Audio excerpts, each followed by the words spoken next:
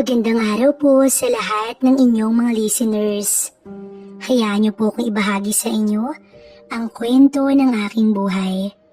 Sana po ay hindi niyo ako husgahan base sa maririnig niyong kwento.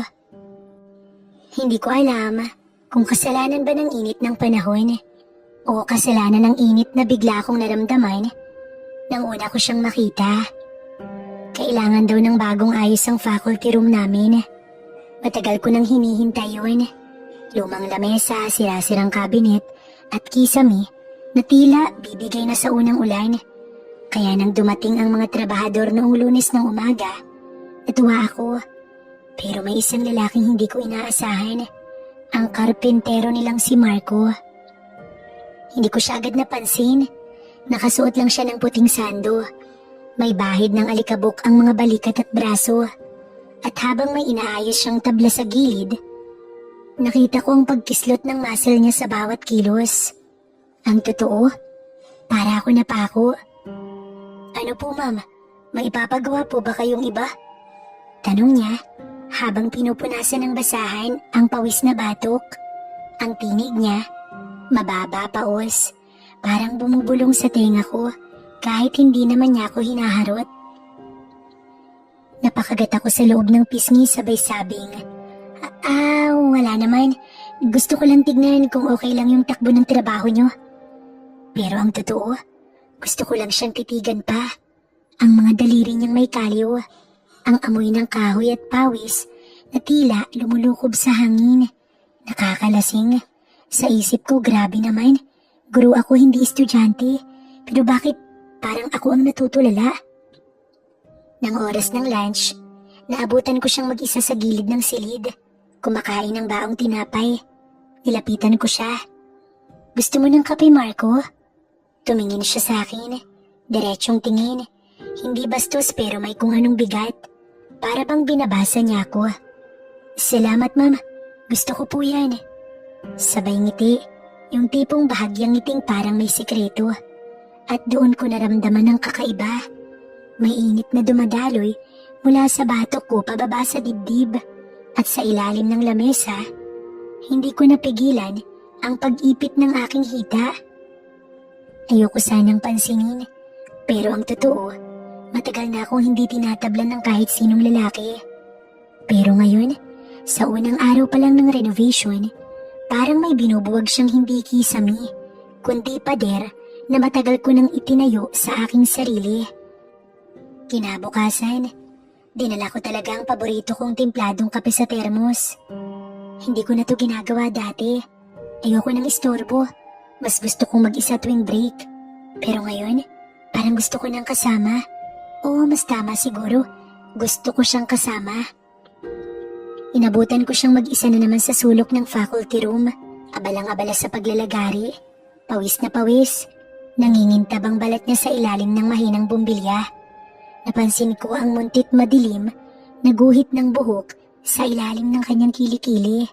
Bahagyang nakalitaw sa sando. Ang muscle sa braso niya gumagalaw sa bawat ulit ng pagputol ng kahoy. Wala siyang kamalay-malay na pinagmamasdan ko siya. O baka alam niya pero hindi niya pinapakita. Lumapit ako, hawak ang 2 tasa ng kape. Marco, break muna, kape tayo. Tumigil siya. Nagpahid ng pawis gamit ang likod ng kamay niya at ngumiti. Wow, Ma'am Lira, salamat po. Ang bait niyo talaga. Kape lang yan. Wika ko. Umupo kami sa gilid ng mesa. Medyo masikip. Magkatabi kami. Halos nagkadikit ang tuhod namin. At hindi ko alam kung sinasadya niya o hindi. Pero sa tuwing gagalaw siya, sumasagi ang braso niya sa akin. Mainit, mabigat, nakakagulo ng iniisip. Lagi po ba kayong nandito? Tanong niya, sabay tungga ng kape. Oo, ako kasi ang assigned na tumutok sa renovation. Sagot ko, pilit na kalmado ang tono. Hindi ba kayo napapagod? Laging overtime? Sanay na. Pero sa totoo lang, ngayon lang ako nagka-interest sa ganitong project. Tumingin siya sa akin. Diretso malalim. Tila alam niya kung anong ibig kong sabihin. Bigla niyang itinukod ang siko sa mesa. Bahagyang lumapit. Bakit po? Dahil ba sa akin? Parang tumigil ang oras. Hindi ako nakasagot agad. At sa unang pagkakataon, nakita kong nag-iba ang ngiti niya.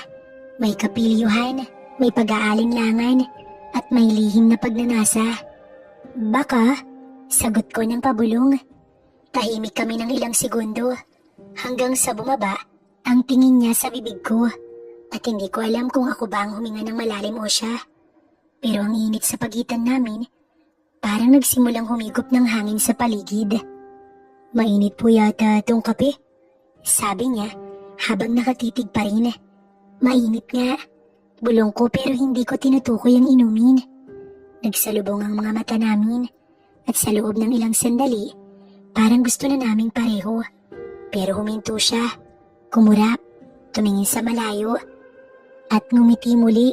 Ngiting tila pinipigil ang sarili. Salamat po ulit mama sa kape.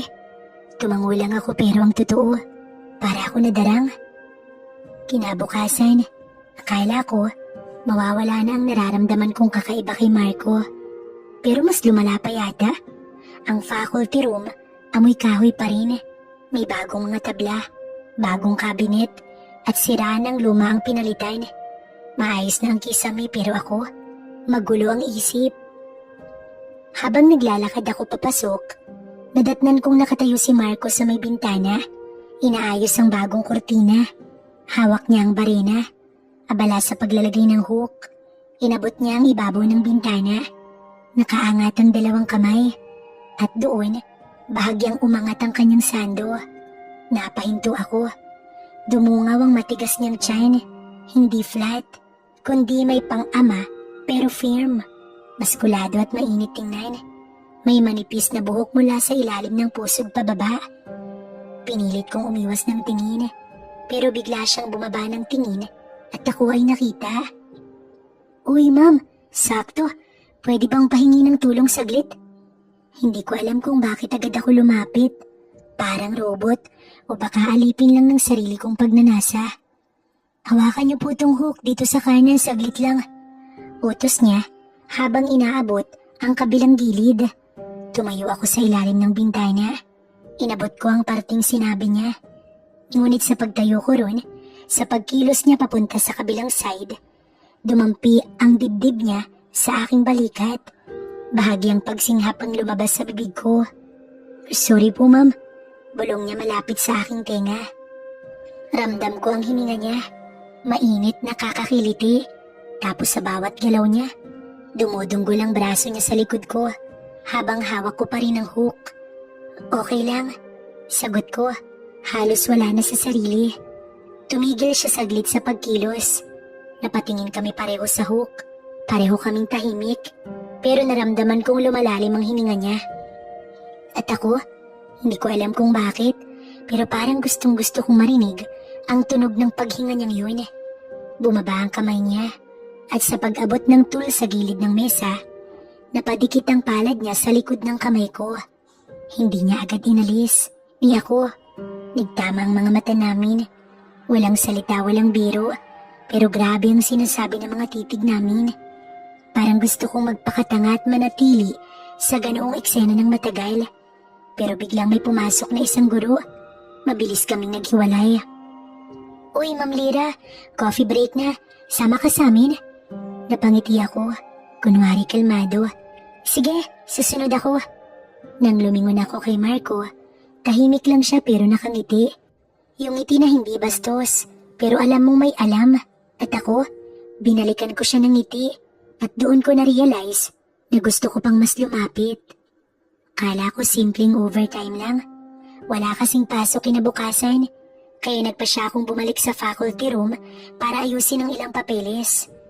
Tahimik ang buong paaralan. Wala ni isang ingay. Maliban sa ugong ng electric fan at tunog ng lapis ko sa papel. Pero maya-maya, may narinig akong yapak. Lumingon ako't laking gulat ko nang makita si Marco. May dalang toolbox. Nakaputing t-shirt lang at lumang maong. Bahagyang basa ang buhok niya. Mukhang kakaligo lang. Ma'am, kala ko ako lang ang tao rito. Anya sabay ngiti. Napayuko ako na parang may tinatago. Akala ko rin, may tinatapos lang ako. Sabi kasi ni Sir Principal, pwedeng tapusin tong huling cabinet ngayong gabi para daw bukas ready na. Tumango ako. Tahimik kaming nagkasabay sa loob ng faculty room.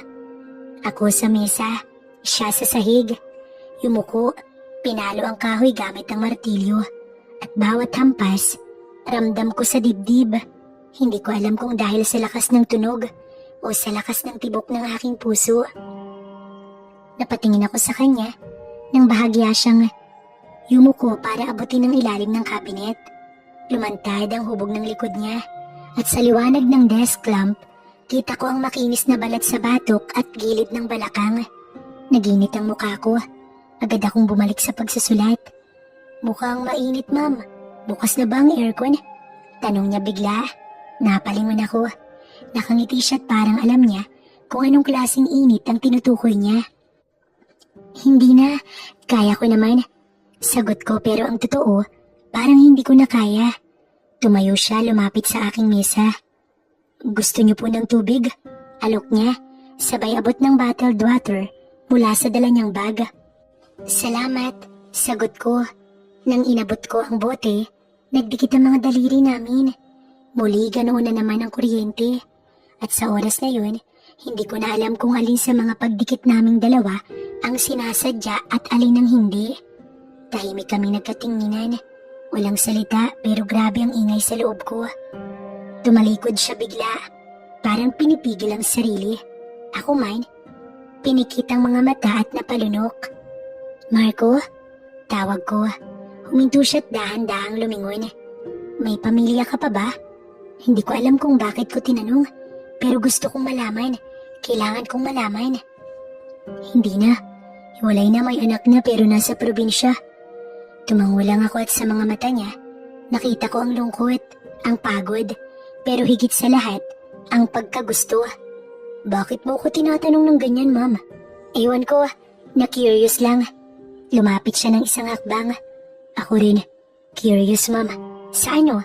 Sa inyo? At bago pa ako makasagot, may kumalabog sa labas, parang pinto ng gate. Napalingon kami pareho. Mukhang may multo, ma'am. Napatawa naman ako, pero ang totoo, ibang multo ang gumagamba sa akin. Multo ng pagnanasa. At sa gabing yun, hindi man namin nagawa ang bagay na yun, damang-dama ko na, ilang hakbang na lang ang pagitan namin. Hindi ko makakalimutan ang gabing yun. Maaga akong umalis sa meeting sa bayan. Medyo maambon na noon, pero tiwala akong aabutan ko pa ang tricycle. Mali ako. Biglang bumuhos ang malakas na ulan. At ako, wala ni payong, ni jacket. Naglakad ako pa uwi sa paaralan. Ang lapit lang naman. Pero ilang minuto lang, basa na ang damit ko. Ang manipis kong blusa ay dumikit sa katawan ko. At nang marating ko ang gate ng school, may humintong sasakyan, isang van. Binuksan ang bintana ni Marco. Ma'am, basang-basa kayo. Halika, sumakay kayo. Sigaw niya mula sa loob. Hindi na ako tumutol. Sumakay ako agad sa harap. Ang lamig ng aircon. Pero mas mainit ang nararamdaman ko sa loob ng sasakyan. Pagkaupo ko, napatingin siya sa akin. Tumigil ang mundo. Ang basa kong damit halos dumikit sa balat. Ang buhok kong basa nakalugay sa gilid ng leeg.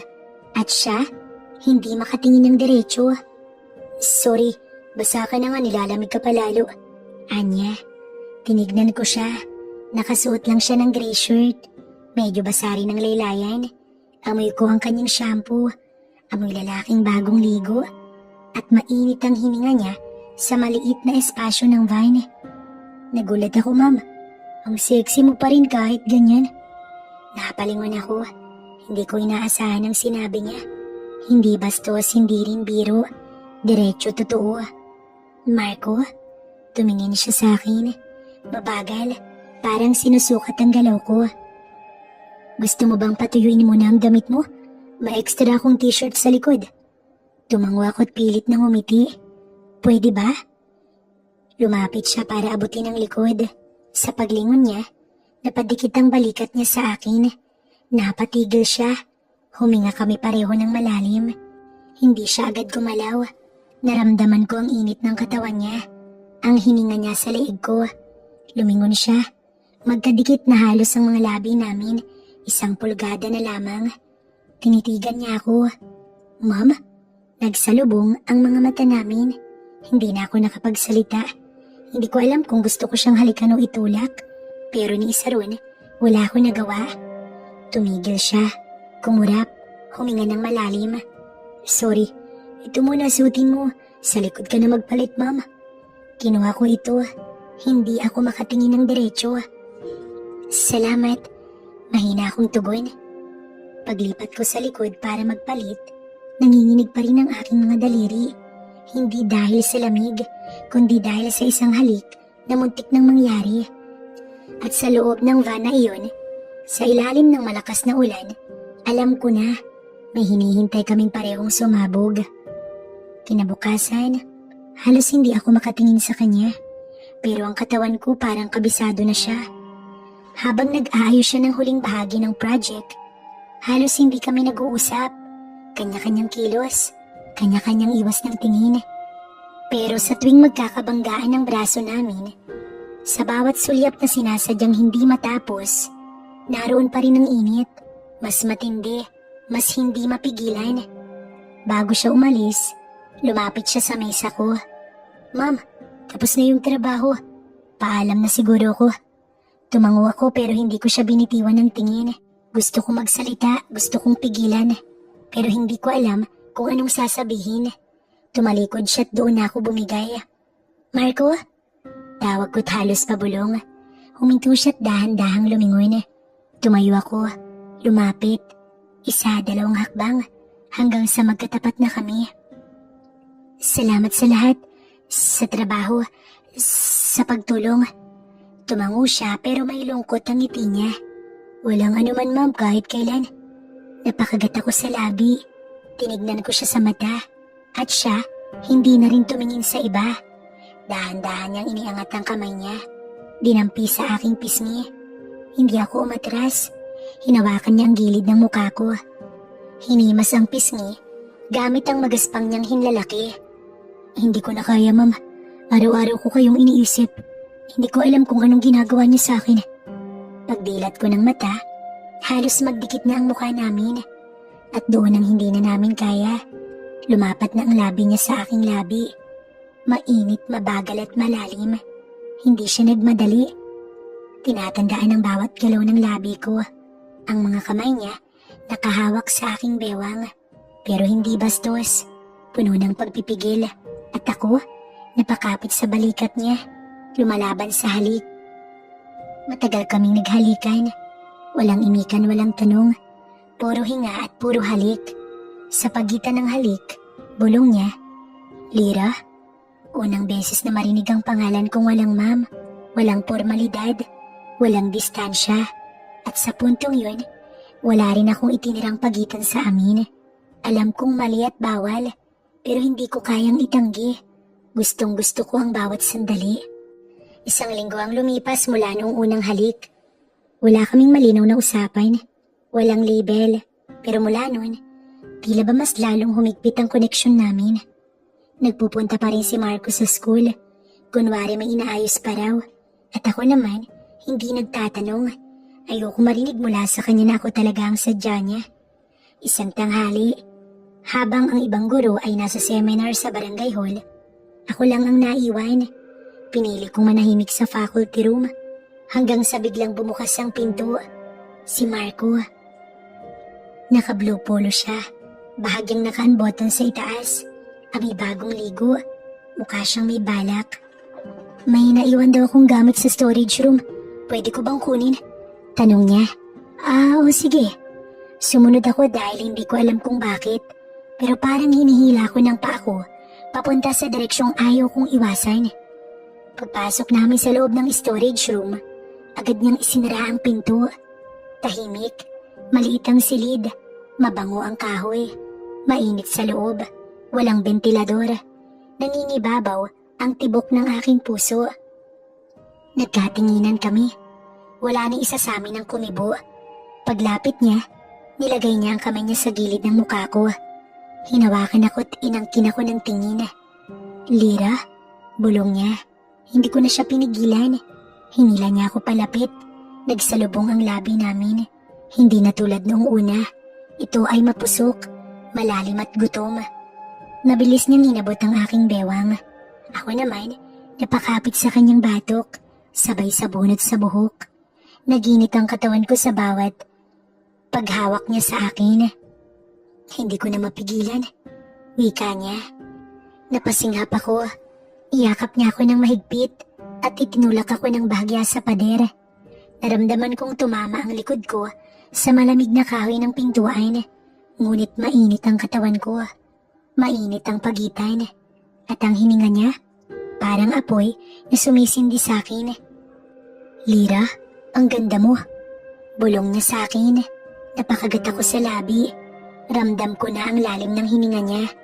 Ramdam ko rin ang bagay na iyon sa kanya.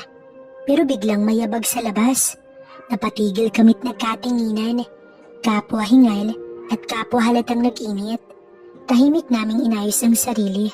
At nang umalis ang yabag, tumingin siyang muli sa akin. Hindi pa to tapos, Lira. At alam kong totoo siya. Hindi pa nga.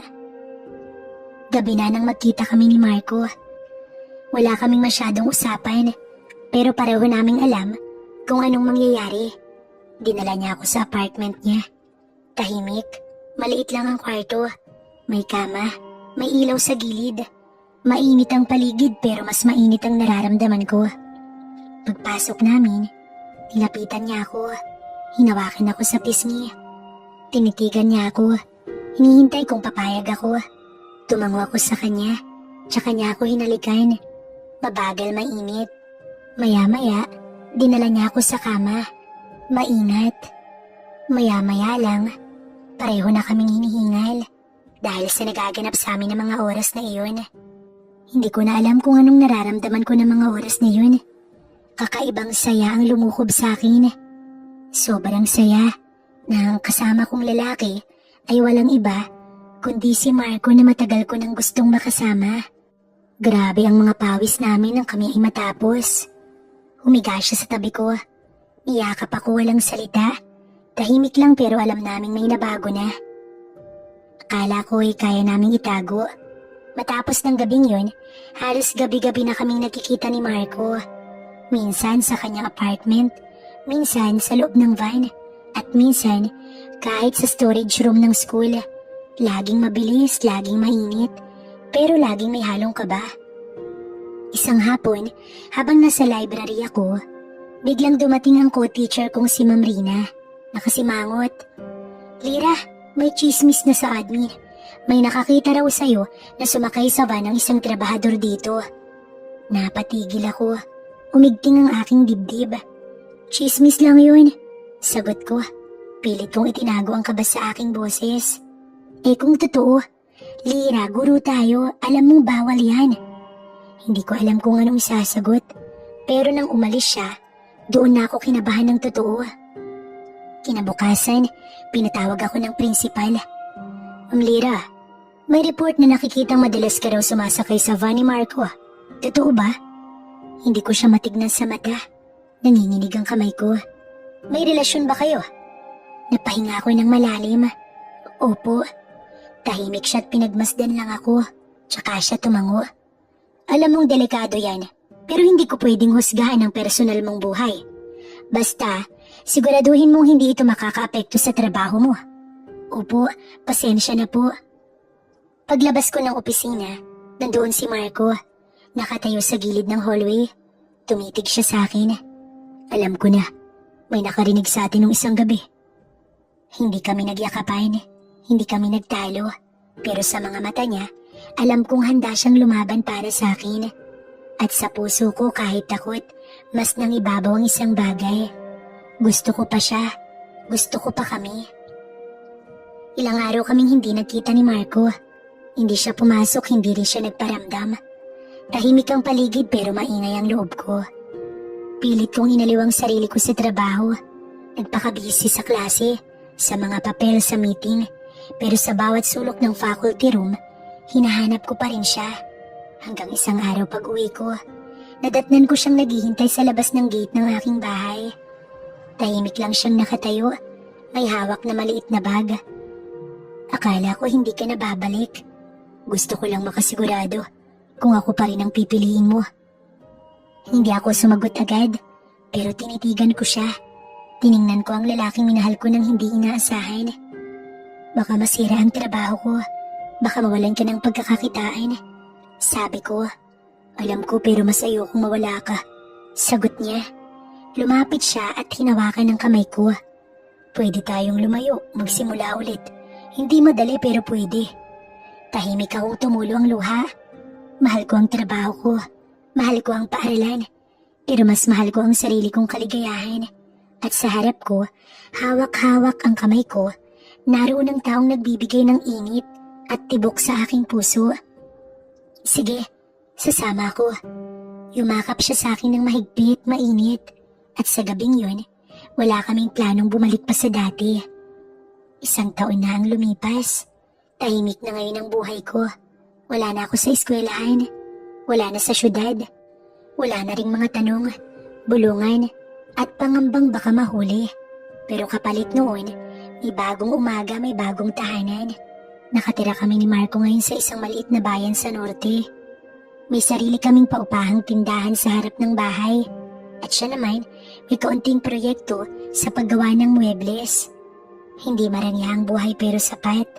Madalas tuwing nagkakape ako sa balkonahin ng bahay, habang pinagmamasdan siyang nagpapako o nagkukumpuni ng lamesa sa gilid ng bahay, napapangiti ako. Yun ang lalaki na minsan naging lihim ko. Ngayon, siya na ang tahanan ko. Minsan sa gabi, nahihiga kami sa ilalim ng electric fan. Pawisan, pagod, pero nakayakap sa isa't isa. Masaya ka ba, Lira? Tanong niya minsan habang hinahaplos ang buhok ko. Tumingin ako sa kanya, hinalikon ko siya tsaka ako tumango. Masaya kasi sa wakas, ikaw na ang buhay ko. Hindi na lihim, hindi na bawal, buo na. Ngumiti siya at sa katahimikan ng gabing yun, walang salita, walang init ng lungsod, pero dama pa rin ang apoy na hindi kailanman namatay.